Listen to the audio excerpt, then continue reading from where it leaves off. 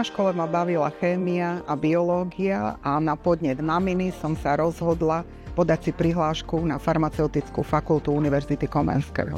Farmácia je aspoň z môjho uhla pohľadu lekárenská starostlivosť a výdaj liekov pacientom a zároveň je to celý môj profesionálny život.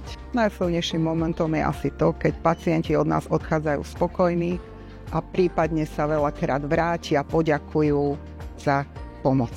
Odbornosť je vlastne najlepšie využitie svojich poznatkov a skúseností v praxi v liečbe pacientov a celoživotné vzdelávanie v odbore farmácia je hlavne dôležité z toho dôvodu, že veda a výskum neustále prinášajú nové poznatky, nové lieky a inovatívne technológie do liečby pacientov.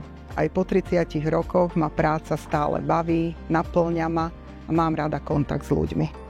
Snažím sa ku každému človeku pristupovať ľudsky, vypočuť si ich problémy, byť empatický a takto pomáhať pacientom v liečbe. A mám jedno veľké šťastie, že mám úžasné kolegyne, s ktorými tvoríme super tím.